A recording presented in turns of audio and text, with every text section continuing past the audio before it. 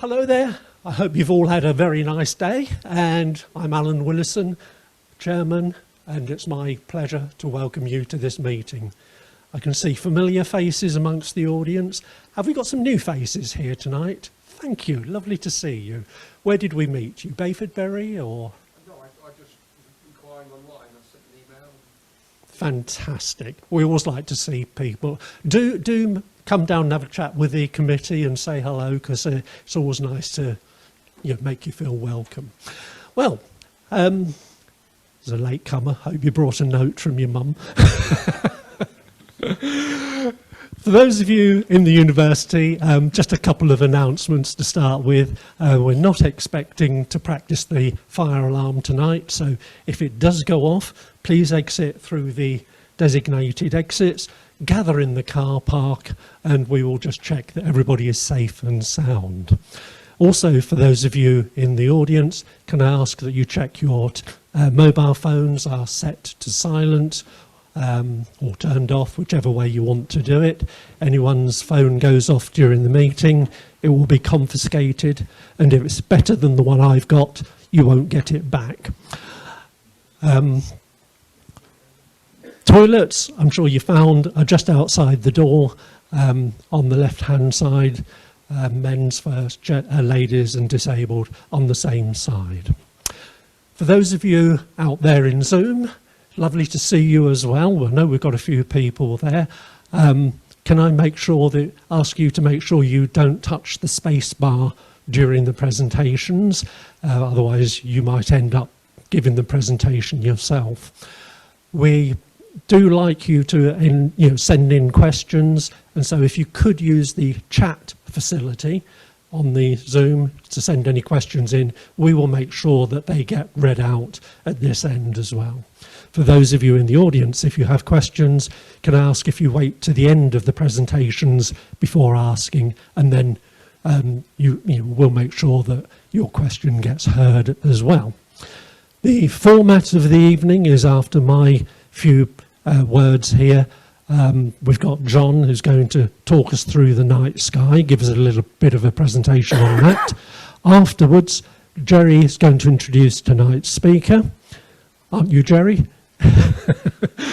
And as I said, there will be time for questions. After that, I will just wrap up the meeting, and that will be it. We hope to end round about 9:30, 9:45, so that's the timetable for this evening. So over to John. Hello. So I'm going to quickly run through the night sky and the news that happened in the last month. It's going to be fairly quick. I'm going to try and stick to my 10 minutes this time, because I think I well went over it last time. Okay, so very quickly, the moon. The moon is new at the moment. You probably don't know it's new because you can't see the night sky at the moment for anything. So it's going to go up to first quarter about the 19th, full round about Christmas, and then the third quarter is hitting us about the 4th of January, all right? So planets. Mars isn't going to be around, which does mean we get the 7 of the 8 planets on show every night. Mars has come around the sun now. I think it's 2 or 3 months. I think it's April. We'll start to see that properly again, but it is coming. But the others are putting on a show. So Mercury's back.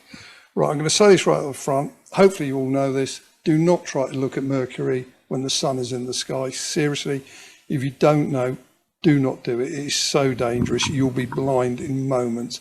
And the eyes have no pain receptors. You won't even know it's happening. Please don't do it. Okay, so starts off pre-dawn sky. I think tomorrow night is pretty good. It's about 10 degrees. And which way around was it?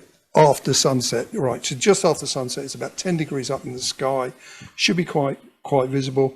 As the month goes on, it'll sort of disappear a bit, and then it'll come back late December, early January. You will be able to see it in the morning sky. Now, I don't know how visible this will be. I suspect you're going to have to, well, it might be. The Mercury and Venus, so Venus up here, Mercury down here, and there'll be a crescent moon. That looks like a full moon, but that's just Solaris for you. It's actually about 28% full. So yeah, I like composition pictures where, I mean, I love what the Astrophotography Group does. I'm just totally in awe of those guys. But I like pictures like that take composition shots like that as well. So I would definitely look out for that. All right, Venus. Venus is amazingly bright at the moment. I don't know if anyone's up early enough to see it. Really, really bright. I mean, minus 4.3 is 4.13 is fantastically bright. It's cutting across Libra at the moment. Sorry. This screen is just at the distance that I don't need glasses and I do need glasses depending on how I'm swaying. Okay, so it's moving through. It's moving through Libra throughout the month. Jupiter and Uranus, they're doing a lovely line here. Now, they form pretty much a line with Uranus halfway through, and you've got the Pleiades here. The Pleiades are a beautiful star cluster. I used to see them as a kid. I grew up in London. I could see them with the naked eye. I probably couldn't do that today from inner London, but I can still see. No, I couldn't. I mean, a 14-year-old, a 10-year-old probably could, but I couldn't. But you can see them, even around here, you can see them. They're beautiful. They look like a mini plough. Look at them through binoculars. Gorgeous, gorgeous blue colour when you look at them. Very common, but underrated. But you've got a very, very nice line here. So halfway between Jupiter, which will be the brightest thing in the sky until it goes down and Venus comes up, apart from the moon. You've got a good chance of finding that if you never looked at it before. Round about the, I can't read it, 22nd of December, you're going to get the moon just over here. It's going to buzz it. And Jupiter is actually in retrograde. I only found this out this morning. It's retrograde at the moment. It's going to start heading easterly again at the end of the month. I don't know really if that's particularly significant. So Saturn's still pretty good. The rings are disappearing still, fairly bright. 0.9 is a reasonably bright star. Neptune, not going to see with your naked eye. Okay, Neptune has come out of retrograde orbit. Okay, around about the 22nd of the month, no, 17th of the month, you're going to get a lovely, lovely, oops, sorry. Very lovely when the plan comes together. You're going to get the moon, a nice crescent moon, halfway between Saturn and the ground, maybe slightly closer to the ground. Again, quite a nice image. I would watch it. Okay, so the last month, I'm sure we all saw Starship go up, went up, blew up, as I've written here. Qualified success. They're claiming it's the heaviest rocket ever to make it to orbit. It didn't actually make it to orbit, but it did get very, very close. I was speaking to Jerry earlier, and I don't know if anyone here follows Scott Manley, who's a YouTube space guy. He does some very good talks, and he had a couple of interesting theories that are worth looking up as to what went wrong and how they can be fixed. But it was quite encouraging. New Glenn. So New Glenn is Blue Yonder. Was it Blue Origin? Thank you. Blue Origin's new rocket. So they started with the suborbital New Shepard, that unfortunately shaped rocket to give billionaires joyrides. New Glenn is a proper rocket. It's a 2-stage, 2-orbit launch vehicle. It was spotted at the Cape. There it is there, the first stage. First stage reusable. Second stage is not reusable. But there is a project to make it reusable, but I don't think they've delivered on that yet. Okay, so that's going up. It's been chosen for the Escapade mission, which is the Escape and Plasma Acceleration and Dynamics Explorers. And I just love the acronyms that NASA come out with. There's 2 Cube satellites. It's vastly overpowered for these, but it's a test launch effectively. I've written late 2024. It's meant to go up September 2024, but NASA say no earlier than September 2024. And I worked for decades in projects. I wish I had projects that had delivery date like of no earlier than September. It was, anyway. So James Webb, the JWST, it's actually put things back to normal, it appears again. So I'm sure you've seen the reports. Galaxies that are far too heavy, seen 600 million years after the Big Bang, didn't have time to form. There was a theory, there was a paper that came out about a year, 18 months ago, that what they actually were much smaller than they looked, but much bigger stars. So a few very big stars could be bright, but the galaxy not heavy. Now there's a paper that's come out by Alex Camero and others, which seems to indicate that what these galaxies are, or the light from these galaxies is coming from very hot nebulas heated by massive stars. Now the paper is not peer reviewed, and I did see some stuff where they said there might be some problems. I didn't read the paper, I wouldn't have understood it if I had. But what I'm taking from that, it turns out the Big Bang did happen after all, which is sort of good news. The other piece of news, I should say these are just bits of news that caught my eye. They're not by any stretch definitive. The second most energetic cosmic ray ever came in. Now, I read that it was 240 exo-electron volts, which just means nothing to me, but it was described as having the energy of a brick dropped from waist height. Now, if like me, you've dropped a brick on your foot from waist height, you know just how powerful that is now. And you've been no doubt of it. The most powerful, I think, is something like 50% more powerful than this one, and it's referred to as the oh my God particle. Okay.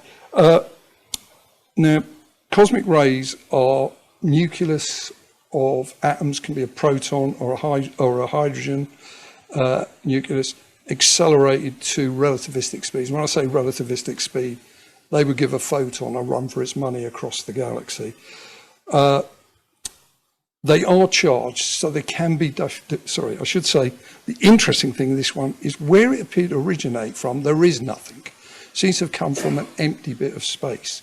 Now, they can be deflected because they're nuclearized, they're ions effectively, by magnetic fields, but if you try to deflect it too much, or if it's deflected too much, it will lose energy and speed. So it's a bit of a mystery. It's interesting, I think, anyway. Okay, so, oops, sorry. Okay, so the month ahead, lots of meteors. We got the Geminids, really great meteor shower. Peaks at about 150 an hour, 3 a minute. That's pretty good. Yeah, all right, I'm an optimist. You're not going to see it anyway, the way the weather's been lately. Okay, so it's supposed to peak. That's the law. You know, if you have a meteor shower, it's cloudy. I mean, you know. If you have a cricket game during the day, it rains. If you take a telescope out at night, it goes cloudy. 2 laws of thermodynamics. Okay. The second meteor shower is quite nice, this one. It peaks on 23rd, 22nd, 23rd. It's only 10 an hour, but it crosses Christmas. So if you're a bit fed up with the in-laws, you've got an excuse to go out. Meteor showers, I love meteor showers. Go out, if you can put up with the cold, lie on a deck chair, look up. It's worth looking at. Soon the weather. Winter solstice happens on 22nd, about 3:27. So the sun hits its most southerly point, starts heading north. Don't think there's any fantastic significance except the nights are going to get shorter. Back on the rockets, we got the new ULA, United Launch Alliance. They've got a new rocket due to launch on 24th of December.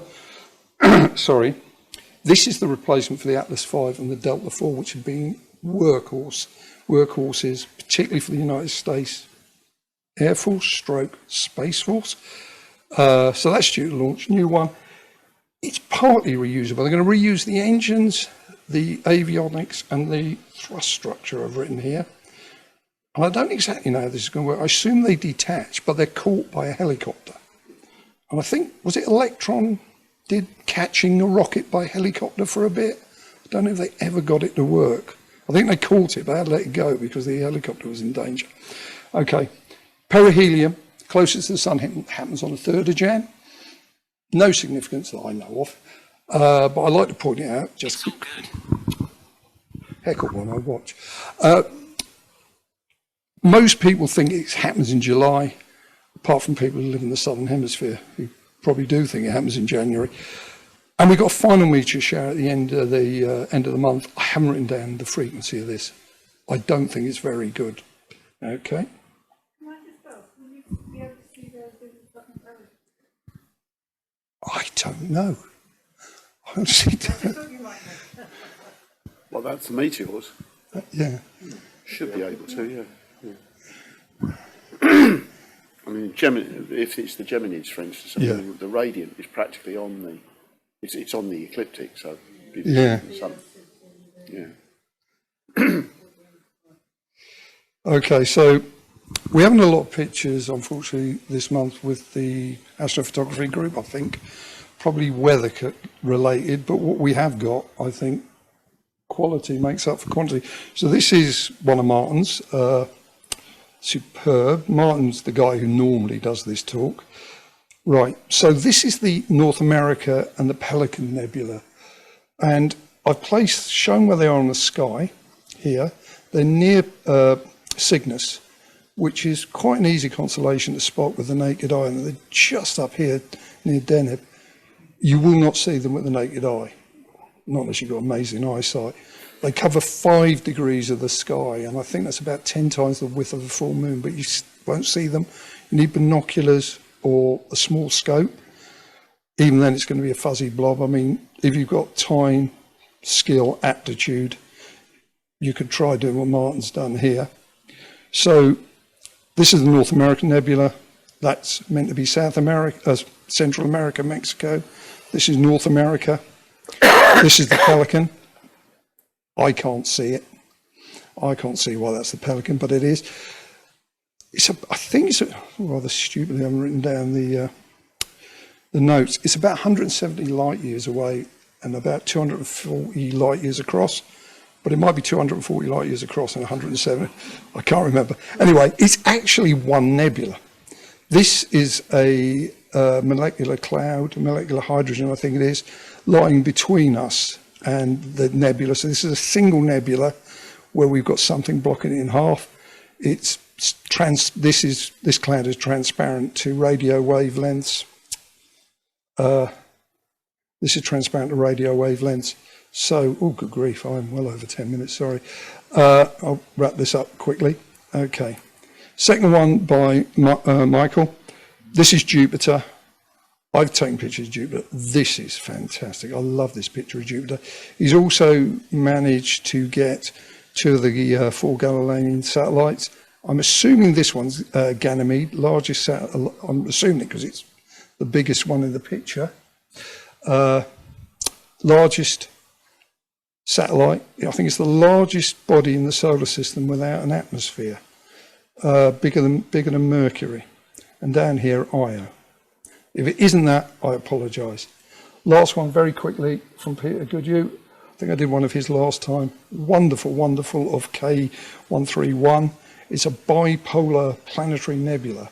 And I had to look up what bipolar planetary nebulas actually were. And it's where it comes out in sort of 2 parts, 2 jets, a bit like the images you see of black holes. Or at least that's what I understood it as. 29 hours I've written here. I think it was 28 hours and 50 minutes of exposure. Completely worth it. Very, very impressive picture. And he wrote on here, he wrote on the original image that originally it was classified as a dwarf galaxy, but they update later. Anyway, that's me done, you'll be pleased to hear. If you have any questions, I will try and bluster my way through them or defer to an expert if I can. No? Oh, brilliant. Thank you.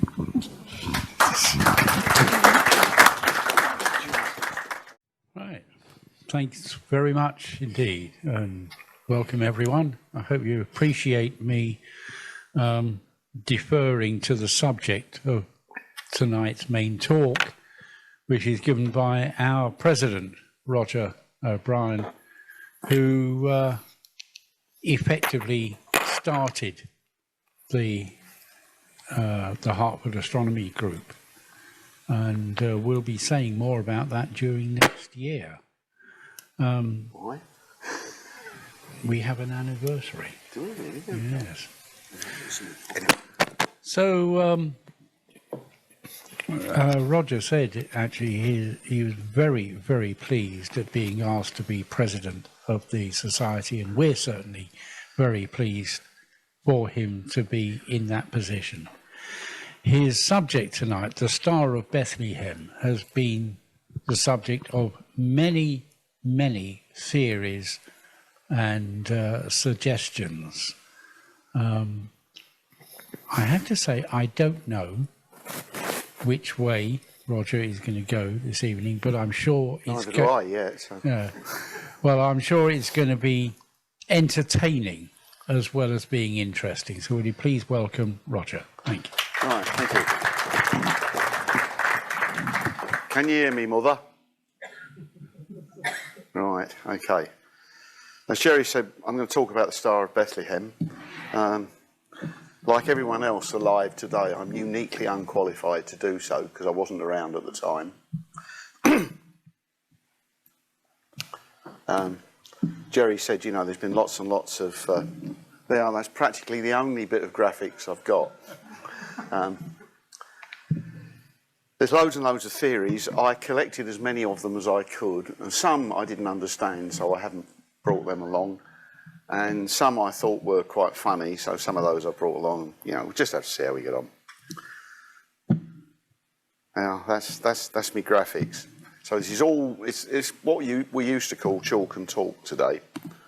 Okay, so Bethlehem. So Jesus Christ was born there. I was hoping to have a little excerpt from the Harry Belafonte song, but unfortunately I couldn't make it play, so I gave up. I'm not like these guys, and you know, my expertise is very, very limited. Anyway, so obviously this is the Nativity. This is what Christians are supposed to be celebrating at Christmas. I just finished doing the English Civil War for a different group. You pay me, I'll talk about it, you know. And they were all very concerned that Cromwell's government banned Christmas. But if you think what Christmas was like in the early 17th century, they probably did everyone a favour. I mean, you had to go to bloody church 3 times a day at minimum. And the first one was before sunrise. Well, that doesn't sound like fun to me at all. Anyway, so that's what Christmas is all about, you know. Sitting in a cold church while somebody preaches at you, you know. Much better organised now. So Bethlehem, small town, 6.5 miles south of and a little west of Jerusalem. I had to look that up. I suddenly realised I didn't know where Bethlehem was. I know it's in Israel, but I mean, you know, there's quite a lot of country. It could have been all over the place. I had to look it up. And of course, the birth of Christ is recorded in the Gospels. And there are 4 of these: Matthew, Mark, Luke, and John. Why they're always done in that order, I don't know. Does anybody know? I mean, it's reverse alphabetic, but, you know. It's the order they were supposed to be written. Is it? Oh, fair enough, yeah. The first 3 are known as the Synoptic Gospels because they parallel one another in almost every case, and the Gospel according to John is different. And some people have said, I haven't bothered to follow this up, but perhaps there was a lost common source for these 3 Gospels. Of course, one of the things, you know, trying to use the Gospels as a source, one of the things you've got to realise is, firstly, they're all written in Greek, so they weren't written in the language that was spoken at the time. So if they were written by a local person, was somebody who was educated and Romanised or Greekicised or whatever the word is, you know. How reliable they are as documents, historical documents, I've no idea. And you probably guessed I didn't do a great deal of research to try and find out. I couldn't resist putting this in.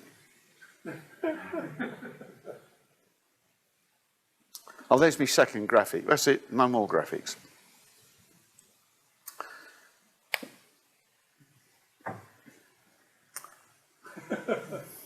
Now, that was how I learned We Three Kings, and you can imagine, got in trouble for it, but I used to do that all the time at school, so it's nothing new. as it says there, you know, I remember the words I wasn't supposed to know, but there we are, can't worry about it. Also, it dates that version of the carol because, oh no, there was a third graphic, I'd forgotten that, yeah. Oh, well done, there, that's the noise it makes. The wonders of science. I couldn't do that. I did try, but I couldn't make it work.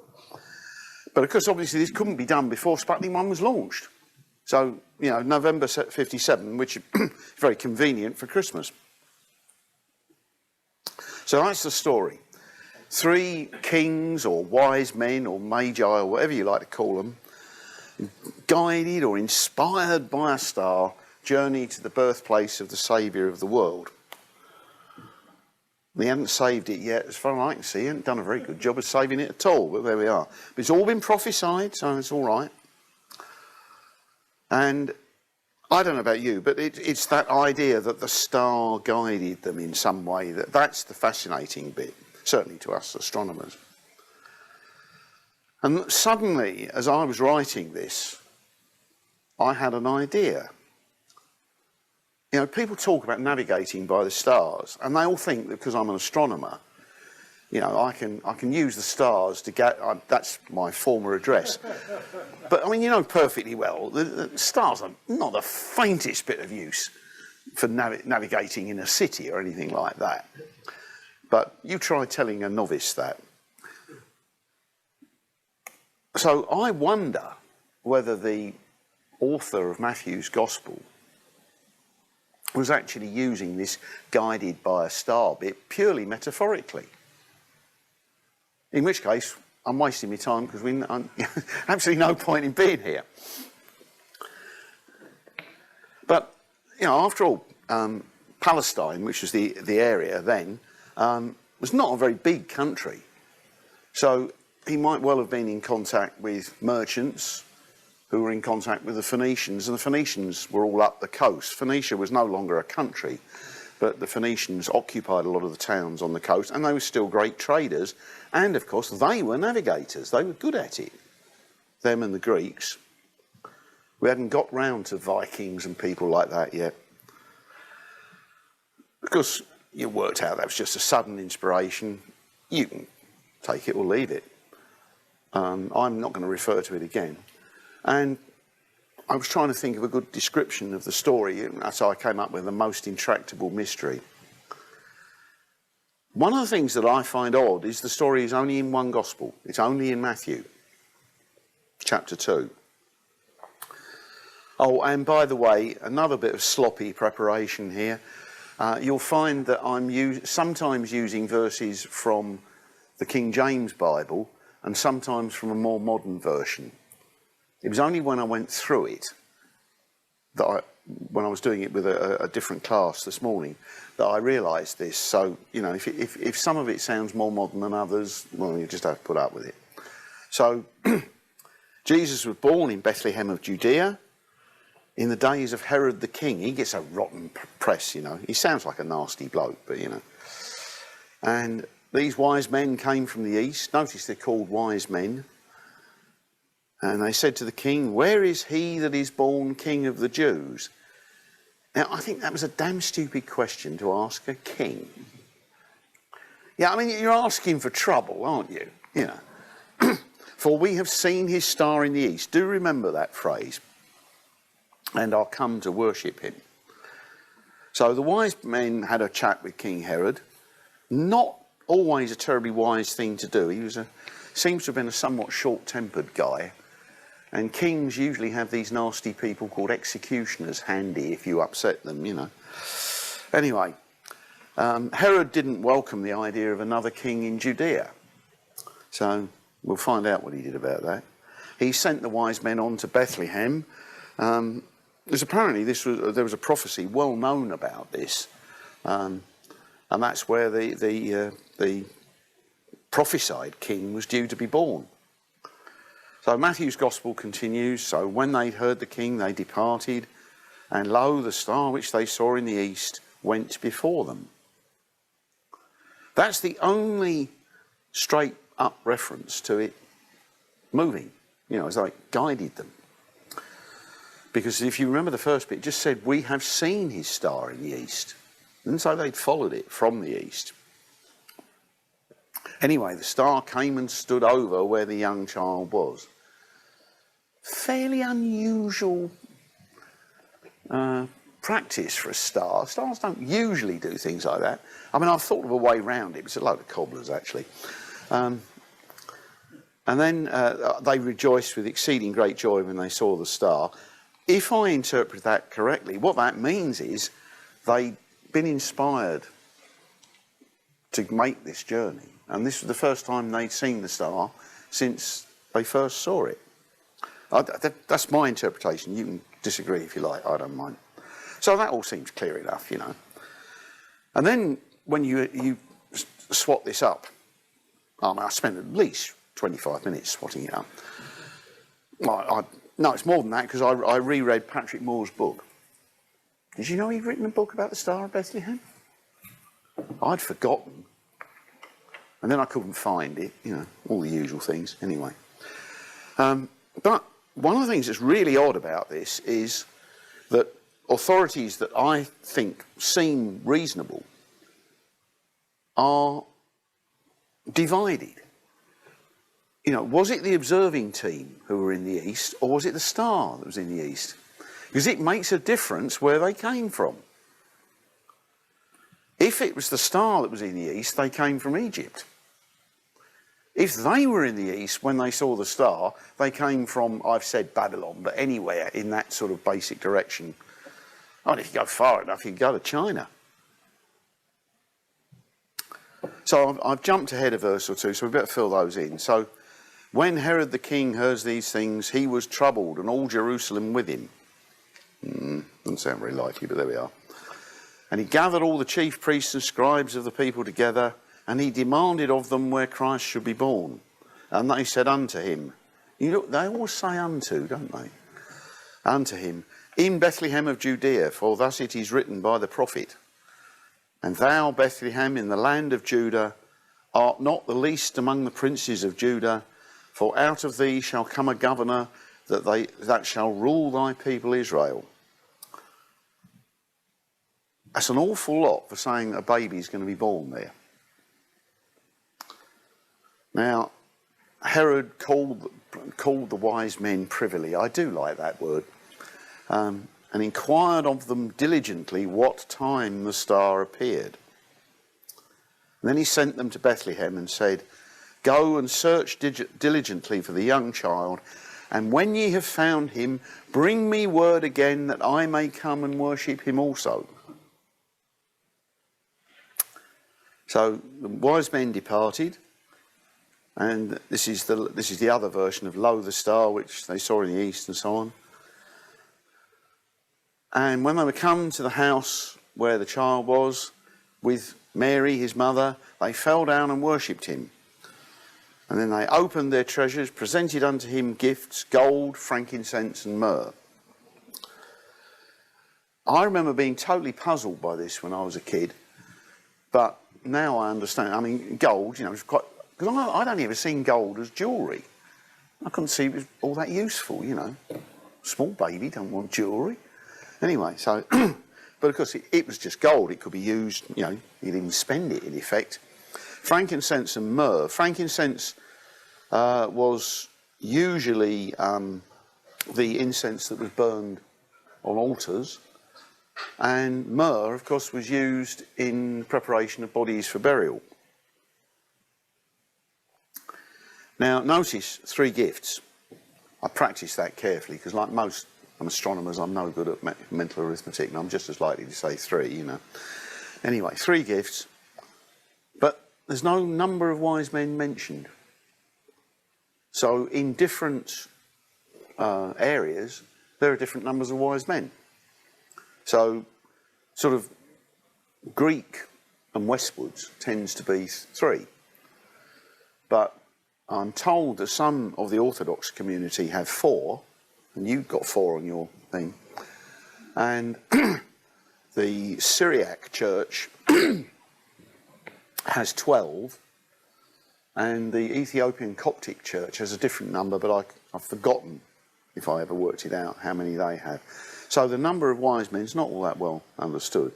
Of course, they might have had a retinue with them, which could explain the difference or something like that, I don't know.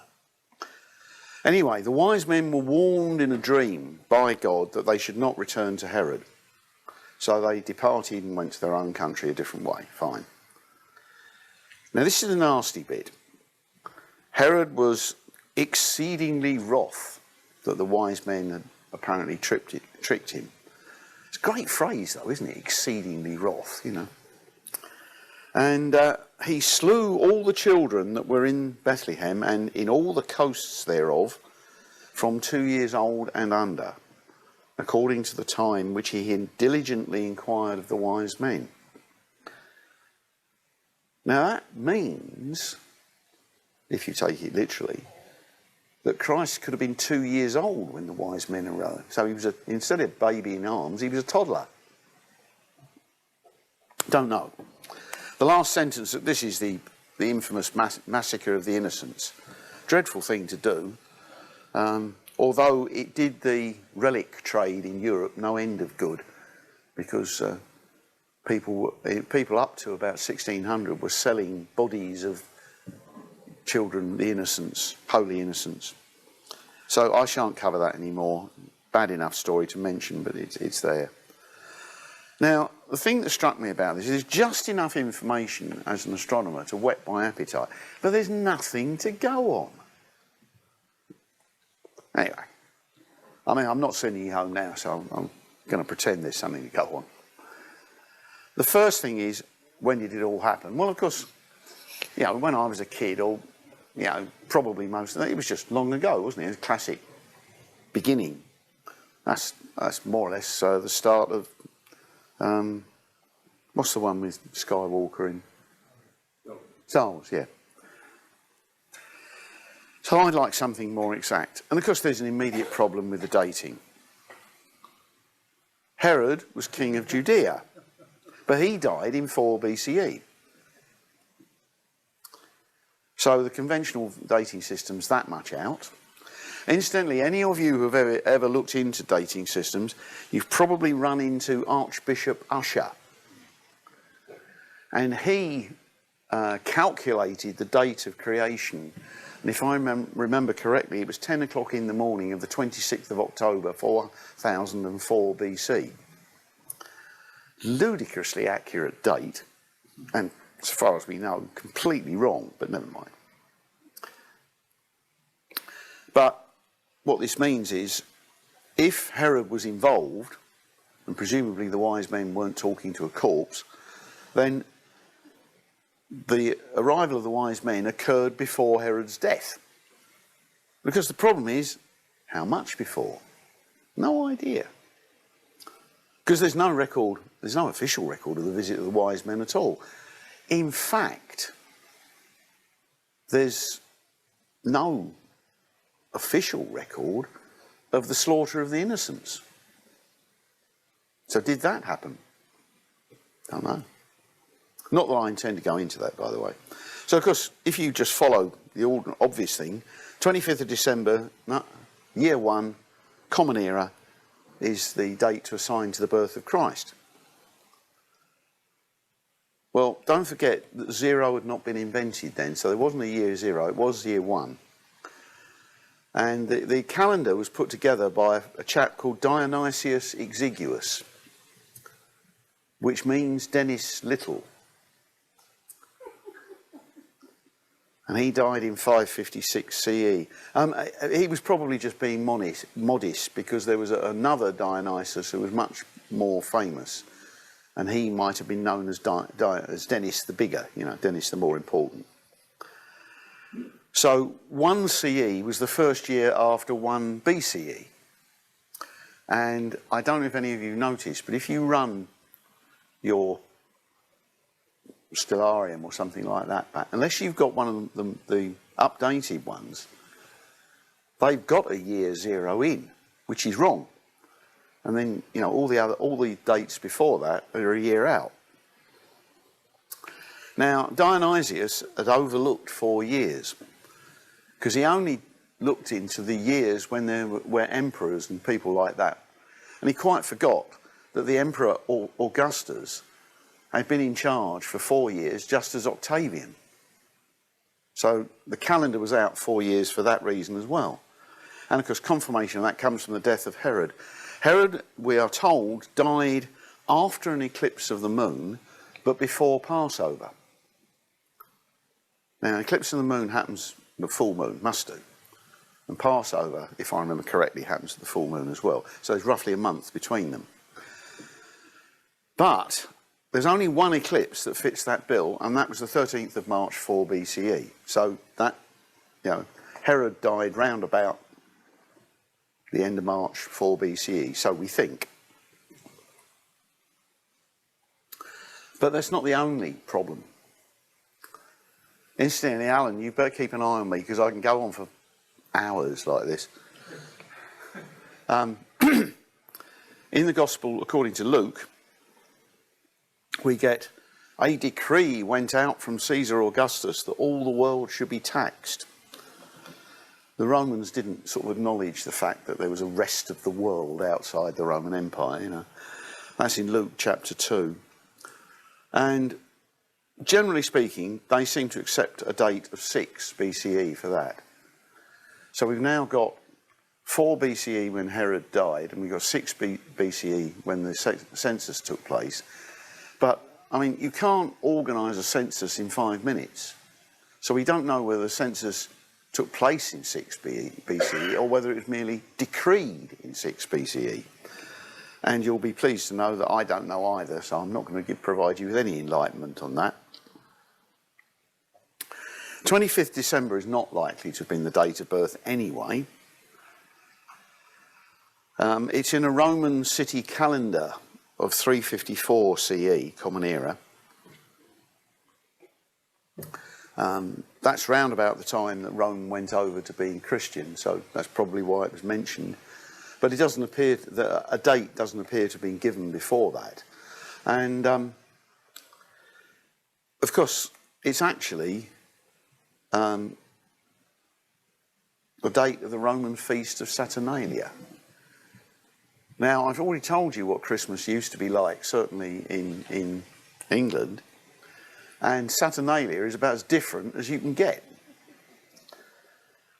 Personally, I think Saturnalia is a much better idea. I mean, Saturnalia sounds like fun.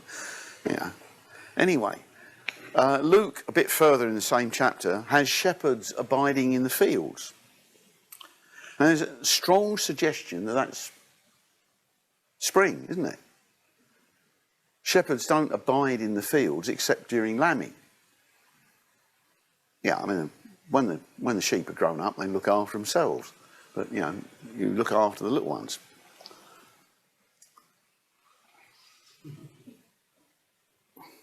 That's another one that I learned.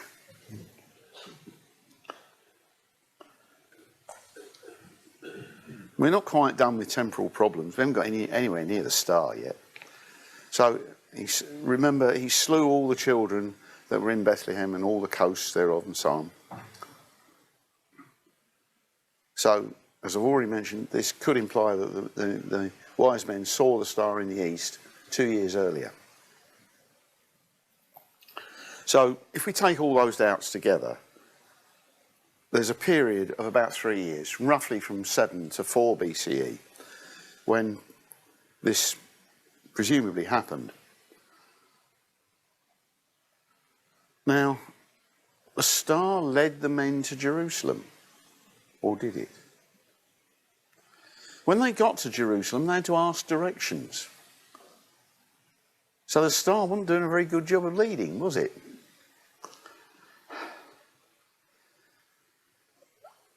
If they only saw the star in the east and it was some kind of portent that sent them westward, perhaps they didn't know, perhaps they weren't expected to know. In which case, they were probably very grateful to be told where to go when they got there. These names, by the way, don't appear until sort of medieval Europe, somewhere around the early 13th century. Caspar, Balthazar and Melchior. Matthew only mentions wise men and he doesn't say how many there were. Now, one theory is that the three kings represent the orders of humanity, which of course is the sons of Noah. So you have Shem, who was the progenitor of the Semites, represented by Jews and Arabs these days. Ham produced the Africans, and Japheth produced the Europeans. But of course, when the stories about Noah were written down, the only Europeans they would have been likely to have encountered would have been the Greeks. And if you ask an Italian, or I was going to say Yugoslav, but you're not allowed to call them Yugoslavs now, who the Greeks are, they'll tell you that the Greeks are foreigners, you know, they're practically Asiatics. So the star reappeared for the wise men when they got to Bethlehem. Perhaps it was just a bonus or divine intervention, I don't know, confirmation. Lo, the star which they saw in the east went before them till it came and stood over where the young child was. You can make a sort of case. If the star was rising, it would have been in the east. Jerusalem is north of Bethlehem. Now, basically, unless the star is way, way up, if it rises in the east, it will move southwards, won't it, to culminating at midnight and then going down. If you've ever, I mean, I've actually done experiments on this. Stars actually move at a steady rate, but if you just watch them, when the star is culminating, it does psychologically more or less come to a stop. So you can make a very thin case for it happened to have been that the star was rising at the time Herod slung them out, and by the time they walked 6.5 miles to Jerusalem, the star had culminated and was more or less stationary for a few minutes, and that confirmed what they were looking for. Now, I've been carefully avoiding another real problem about this, and that's the nature of the star. Of course, if it was a supernatural phenomenon, there's nothing to explain. If it was visible only to the eye of faith, I think that comes from Chesterton, but I'm not certain. Again, there's no need for an explanation because, you know, heathens like me wouldn't have been able to see it anyway. Now, some people have suggested that the whole story is fabricated and stuck into the gospel to make it sound more credible, in which case we don't have to explain it because there's nothing to explain. But let's assume, because otherwise I can shut up and go home now, let's assume that the story is in some sense true, and so we've got to try and explain it. Well, it couldn't have been an ordinary star. If they were wise men, they have known about ordinary stars. So it wasn't somebody suddenly spotting Betelgeuse or something like that. And shepherds would know the sky quite well. I mean, I found this out for myself when I was a kid, and I first went down to Gloucestershire. I stayed in a small village, so you know, we knew plenty of people who worked in the fields, and they all knew the sky far better than I did. In fact, I probably learned more straightforward, oh, it's up there, astronomy, from people in Nymphsfield than I ever did in London. When I always used to say there's the sky there, because they didn't get street lights till 1988, I think it was. So the sky was really dark. You always felt if you could only jump just a little bit further, you could grab one, you know. So, I've dismissed ordinary stars. What about extraordinary stars? Well, we know there have been several supernova explosions in recorded history. And we now know what they are, you know. A star blows up, brightens by 1 million times or more. Incidentally, don't be too worried. I've heard people saying that, you know, if Betelgeuse goes off bang, it will blow our atmosphere away. No, it won't. It's much too far away for that. Slightly more dangerous would be Sirius, because Sirius B is due to go up at some point. When Sirius A becomes a red giant, Sirius B will absorb some extra material and may blow up. But 8 light years is still far enough. It would be uncomfortably bright, but I don't think it'd actually do us any harm. Now, obviously, the one supernova that everybody seems to know about is the one that created the Crab Nebula, and that's in 1054. And that produced a star which could be seen in daylight for weeks. And it was still visible to people with reasonably good eyesight at night 2 years later. That would be wonderful portent, wouldn't it? But it doesn't fit the story at all. And nobody mentions, nobody contemporary mentions a sudden brilliant light. There are stories 800 years later that mention a brilliant light, but there's no contemporary stories of anything particularly unusual. So I think we can rule out a 1054 kind of explosion, a supernova. Now, an ordinary nova is a slightly better bet. That's a temporary brightening of a star. Remember that in those days, astronomers and astrologers were often the same person. You did some astronomy with your astronomer's hat on, you know, with a peak backwards. Then you took that off and you put your pointed hat on, you became an astrologer, you interpreted the results.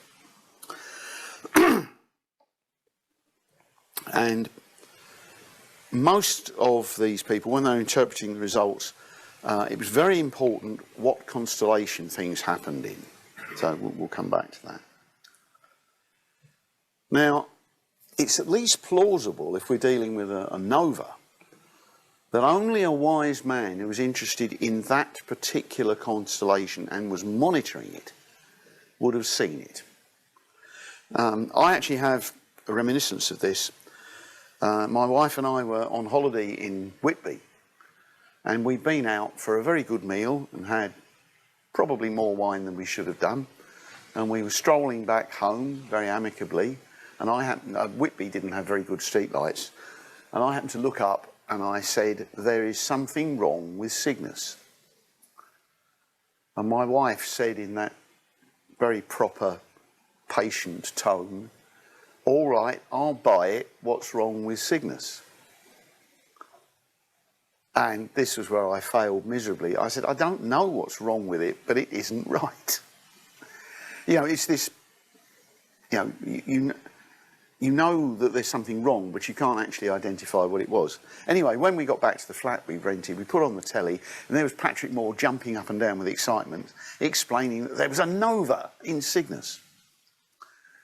So I went out and had another look. And I actually found it much harder to find it this time when I knew it was there. Anyway, I did find it. What I'm getting at here is that the ordinary person who's not that familiar with the sky wouldn't notice it. And quite possibly, even people who are more familiar with the sky but weren't looking for anything wouldn't notice it either. However, I do feel the chain of probability is lengthening a bit for this. And a nova could possibly have lasted long enough to cover the wise men's journey from wherever to Jerusalem and then on to Bethlehem. We don't know, but it could have done. And as another point in the favour of a nova, they often produce a sudden flaring as they fade. You know, they'll fade quite steadily and then suddenly brighten up for a little while. And if it had flared on the night the wise men were going to Bethlehem, you know, that would have been extremely convenient and just the right sign. Notice that we're asking for an awful lot of coincidences to happen at the right time. So if I'm lukewarm about novae, let's see what we could do about some planets. Wise men who were astrologers would know all about planets. Planets would be their bread and butter.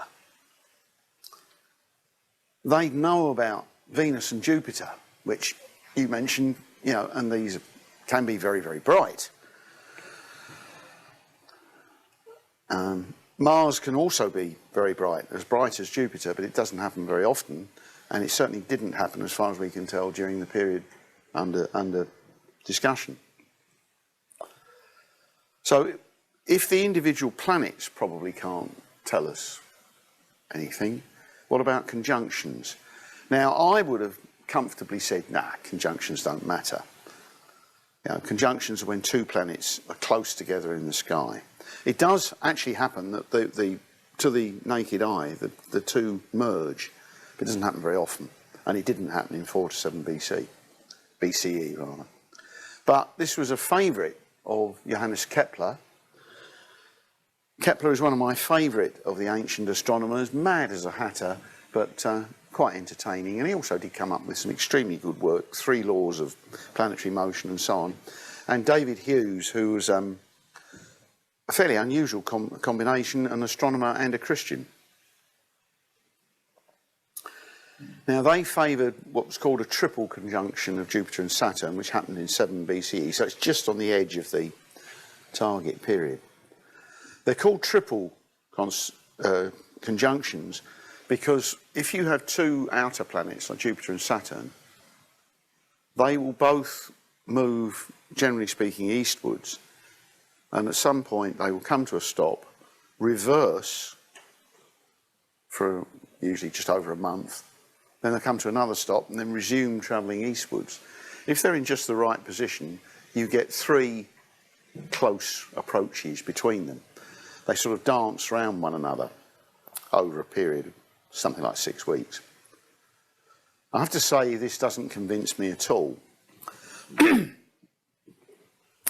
Although the ancient system, you know, based on like a sort of mad clockwork in the sky, didn't produce motions of the planets that are accurate enough to handle Kepler's laws of motion. They were perfectly good enough to put planets in the right parts of the sky and also to predict things like conjunctions. So the astrologers would have known about these conjunctions before they happened. And there's no record that anybody got particularly excited about them. So, with due reference to Kepler and Hughes, I'll also mention that a conjunction is not a star. Now, if they were wise men, I don't see why they would have called a conjunction a star. They'd have known the difference. At least, that's what I think, and I'm sticking to it. And now, comets. So we've dismissed planets, so we'll have a try with the comet, shall we? And, of course, everyone got wildly excited when some idiot, somebody worked out carefully that Halley's comet was around in 7 BCE. There we are. Most famous comet of the lot, you know. Just at the right time. Can't ask for more, can you? Well, it would have been a dawn object. So the wise men wouldn't have come from the east, they'd have been looking eastwards. And again, a comet is not a star. I think a wise man would have known the difference. I mean, at the very least, you know, they'd have called it a hairy star, which apparently is what comet actually means. Another possibility you can have is well-timed meteors. Now, this sounds crazy, but actually, it's another one that Patrick mentions. Supposing, when the wise men were saying, you know, we're looking for a sign in the sky, we're waiting for this Messiah to be born, you know, and suddenly this really bright meteor belts across the sky and heads westwards, or eastwards if they happen to be in Egypt. Okay, that's fine. Now, if you get another meteor sometime later, and again unusually bright, that could be felt as confirmation. I can't see any way you can make a meteor do the standing over where the young child lay look. You know, if you can think of it, great. Send me a postcard. Another problem is visibility. And I thought about this a lot, and I come to a conclusion which is dead opposite a lot of people's. Now, almost everyone says the Star of Bethlehem must have been bright. But no one else records it. So I don't think it can have been bright. I think it has to have been something which was significant to somebody who had the knowledge to spot it. So I'm in favour of a relatively dim object. So not a supernova, but perhaps a faint nova or something of that nature. And don't forget, there's probably going to be a special constellation. And I did a bit of research on this. And one that gets mentioned is Pisces. And several books said that Pisces ruled over the Jewish state. This apparently is a fairly standard astrological statement. But of course, even that's not clear. Palestine, which is what the Romans called that area, incidentally, the word Palestine comes from the baddies of that part of the Bible, the Philistines. That's where the word comes from. But that's roughly Palestine. Judea was a small landlocked country, part of what had once been a much larger country. There had been a Jewish state of Israel, and that had been conquered by the Assyrians. You all know the quote, you know, the Assyrian came down like a wolf on the fold. His tents were glowing in purple and gold, something of that nature anyway. And the state that had been conquered by the Assyrians appears in the New Testament as Samaria. Good Samaritan, those of you who remember. And there were, in the same area, there were Greek enclaves. There were 4 cities called the Decapolis, 10 cities called the Decapolis. There were Roman towns, and Gaza was part of the Roman province of Egypt, which is interesting because Gaza still isn't part of Israel.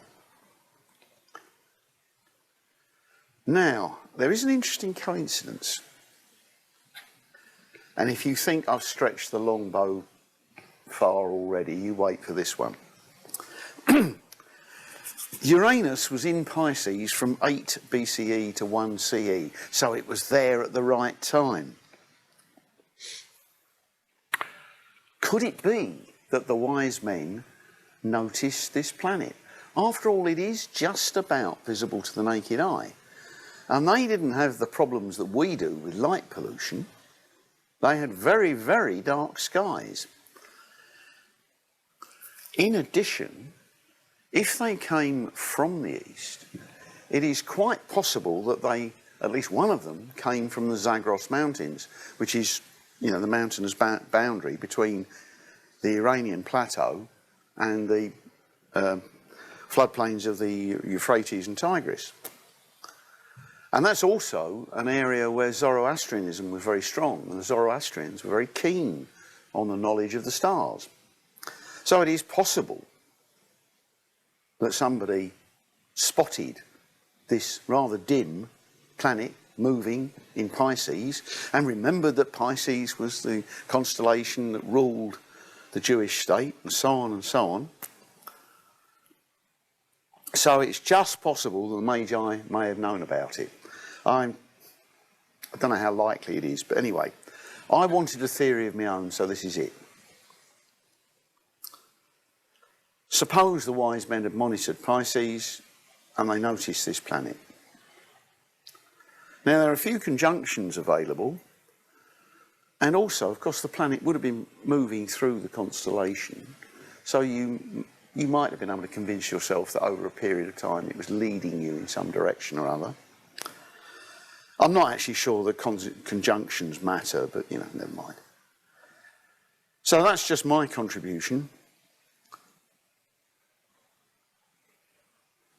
I can't see a definitive solution without a time machine, and I'm willing to bet if somebody invents a time machine, when they come back and say what they've seen, they'll get lynched. Incidentally, if anyone does invent a time machine, I've thought about this quite carefully, don't hitch a ride. If you went back, say, to Shakespeare's London, you last about 10 minutes before you caught some dreadful lurgy, and you'd be damn lucky to make it home and share it with anybody else. So, you know, I mean, people in those days, they lived in wonderfully insanitary conditions and so on. Yeah, I mean, the chances that we would have the kind of immune system that could stand up to what they could deal with every day is zero. Well, that's true. That's not the way people live and work. We're survivors. Would you leave the question We're survivors. Can you hold and wait again? Now, I was explaining this to Professor Chris Kitchen, who used to work here. And he's a Professor Emeritus of Physics at the University of Hertfordshire, which is here. And he had an intriguing idea, which I grabbed with both hands. Uranus has an unusual axial tilt. You know, it sort of rolls around its orbit like a barrel. And this unusual axial tilt is thought to be the result of a large impact. Everything is a large impact these days. Suppose that impact wasn't too long before 4 BC. The impact could have tilted the Uranian system over. I've never bothered to do the physics of this, by the way, but Chris had done more of it than I have. But it could have brightened the planet quite a lot. First of all, it would have dumped a hell of a lot of energy into the planet's atmosphere. The atmosphere might temporarily even have been bright enough to emit some light. But almost certainly the atmosphere would have expanded. And quite possibly the planet would have looked twice as big as it does to us now, which would mean it's 4 times as bright. Be very much easier to see. If you think, I told you, I warned you this was going to be a somewhat tenuous case, didn't I? Now, Chris's idea was completely independent of mine, but I couldn't resist grabbing it. And because his idea preceded mine, and he'd done a lot more work on his idea than I had on mine. So that's my idea about the Star of Bethlehem. But to be frank, I go along with Patrick's conclusion in here. We don't know. There may be a reasonable explanation. If so, I don't think anybody's hit on it yet. And I'm quite happy to have my explanation simply because it's mine. It's not terribly likely, but, you know, tough. So there we are. That's what I think about the Star of Bethlehem. Have I finished reasonably on time? Good God.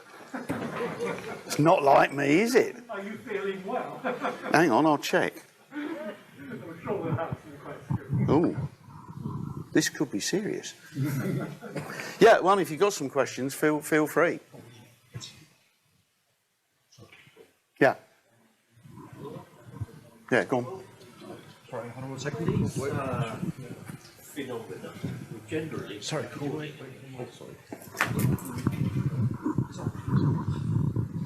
these phenomena were generally recorded.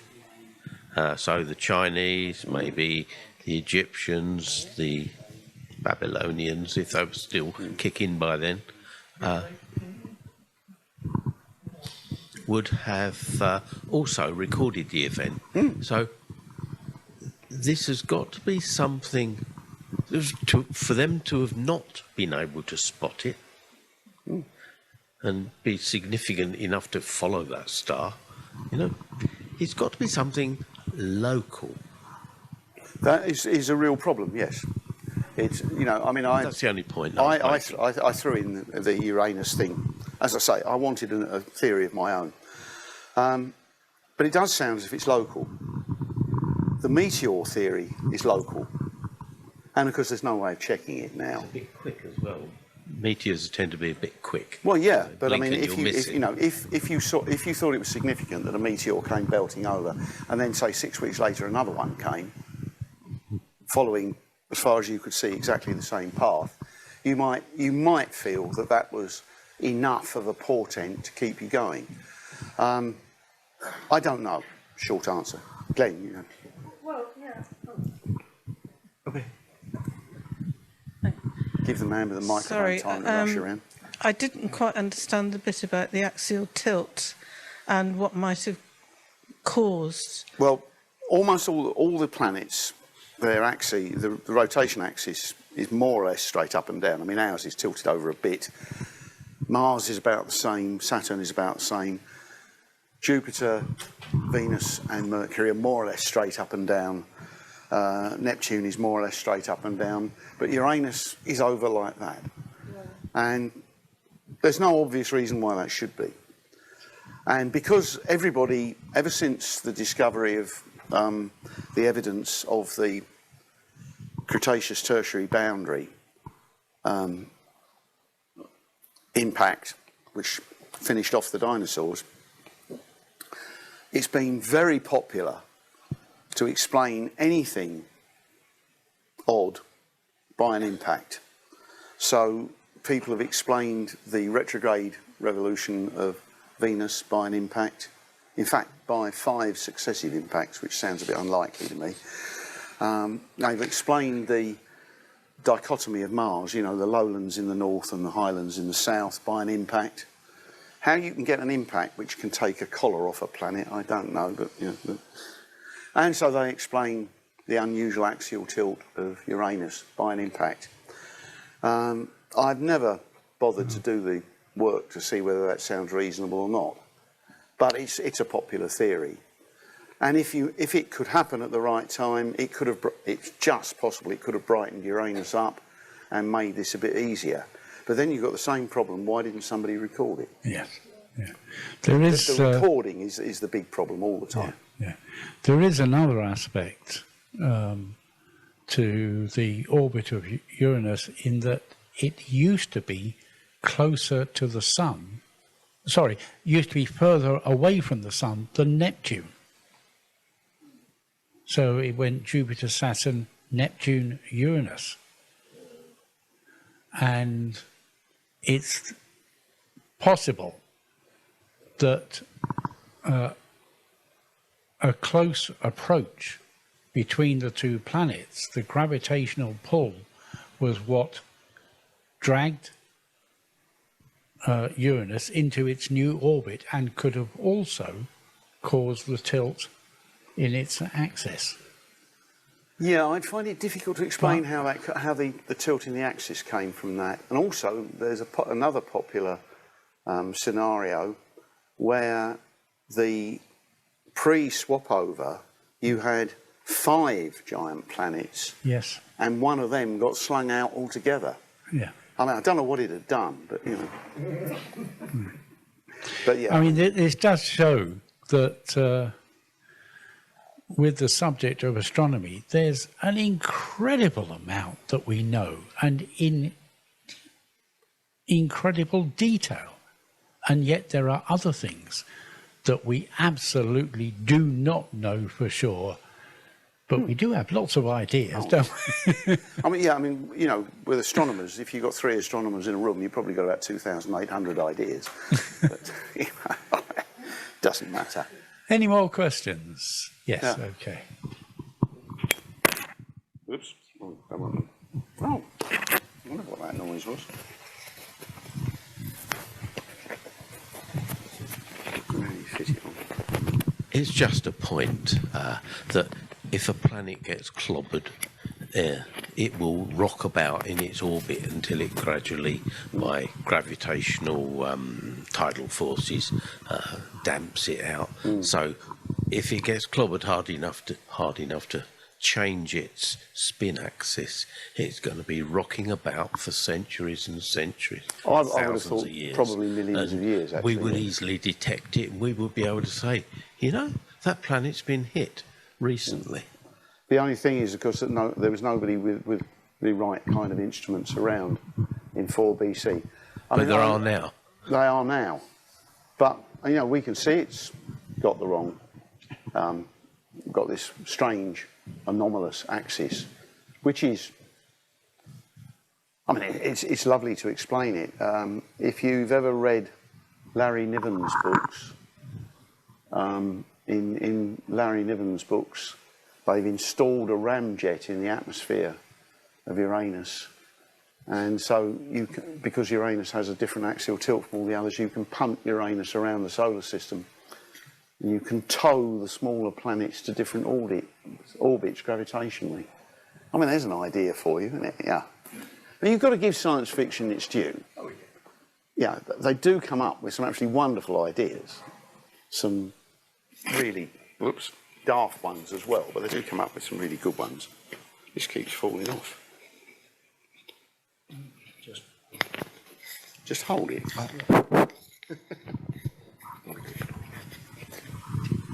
She knows how to do it, I can't. Cool. Right, well done. Okay. So, got any more? We get an early night. Any from the Zoomers? They're all very quiet. They've gone to sleep. Make a loud noise and wake them up. Go on. They've all gone. They're still there. But There will be a test, by the way, next. In January, you'll all be expected to come up with your own theory, plus the mathematics to prove it. Actually, there's a marvellous way of frightening people off. You know, just tell them, oh, you've got to have some maths with it. Shut up. Go ahead. It's more an observation than a question, is that it wouldn't have to be one thing. They could have a conjunction, a nova that led them to it, even a second nova, a meteor at the right time. I know it's a string of coincidences, but the story's pretty outlandish to start with. So you dismiss things one at a time, but it could be bits of several things. It could be bits of several, but I mean, again, you're having to rely on coincidences, temporal coincidences, which are getting, the more bits you have, the more unlikely it becomes. But yeah, I mean, I just chucked them out one by one. It's the standard method. Cool. Your foot's going still. It's more of a thought based on your comments about the wise men would know a planet from a star and stuff. But of course, these stories, however they came down to us, didn't come direct from the wise men. So modern day press will take a technical argument and turn it into something that Joe Public understood. So could it simply be that the star was a planet, but call it, say a planet to man in the street of the day, they wouldn't know what that is. Just call it a star, they'll be happy with that. Except because there wasn't really a public. You know, I mean, the story didn't get well known for, well, until the Middle Ages, until the advent of, things like miracle plays. And, there doesn't seem, Bible reading, for instance, in church wasn't all that common. You had a little bit, the quote for the day, which was usually very depressing from what I can gather. But you didn't have the same, you didn't have, as became very common in Europe, where, people would read a big chunk of the Bible and then you were supposed to discuss it and all that kind of, that really wasn't, as far as I can understand, all that common.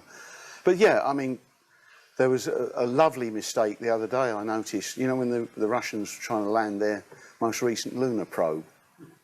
And one of the articles on the internet said, the Russians were going for the dark side of the moon. And I thought, hasn't that dear old chestnut been dealt with yet? Well, the answer is no, it hasn't. Yeah, sorry, you've got...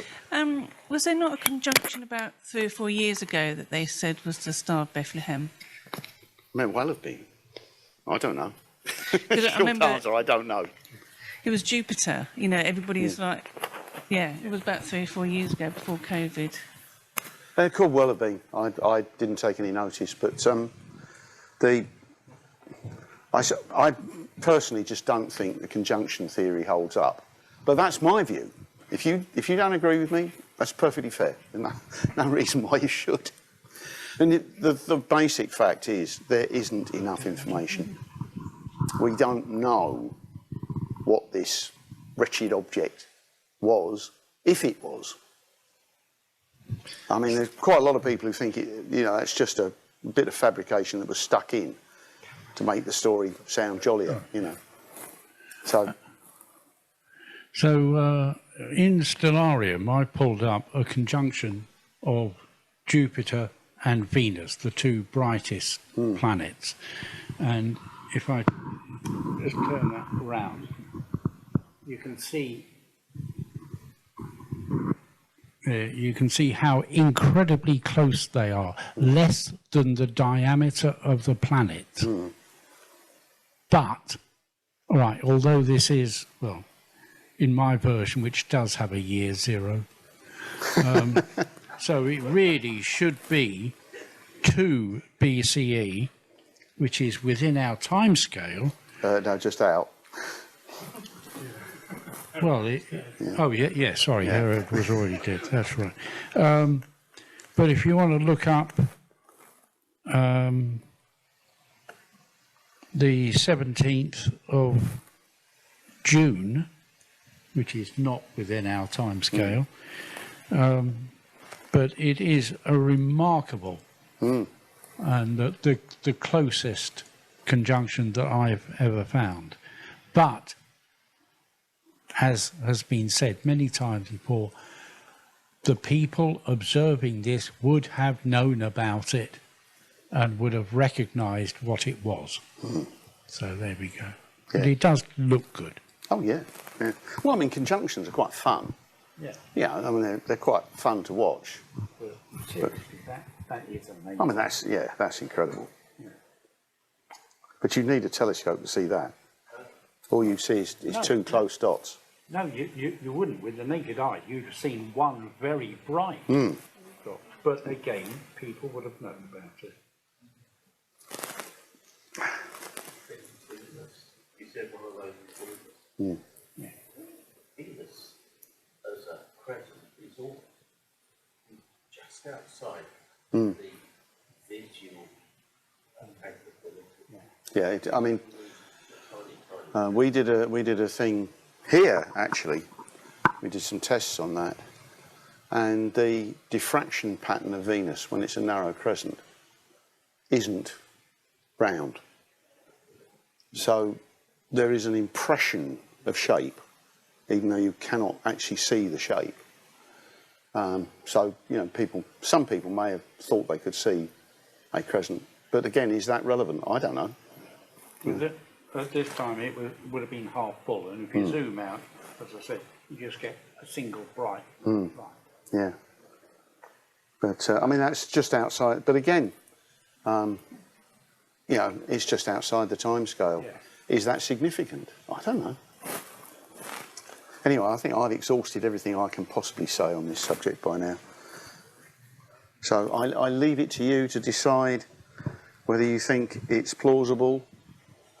And if anyone builds a time machine, I'm perfectly happy to let you go and do the investigating. I'll stay here. I'll keep the mince pies warm and make sure that the red wine's been tested. I don't like mulled wine personally. I think it spoils the flavour, but there we are. So a few years ago, around this time of year, my, at the time, young niece, knowing of my interest in astronomy, had her mother, it's my great niece. The question came to me, what is that bright star in the east? And I just couldn't help myself. I said, well, it is coming up to Christmas, isn't it? It was Venus, of course, as is quite often seen around this time of year. Roger, thank you very much for that. I'm sure you've given us all a lot of additional information of which we weren't aware. Even if we haven't led to a precise and definitive conclusion, we leave that for all of you to make your own decision. But can you please show your appreciation to Roger?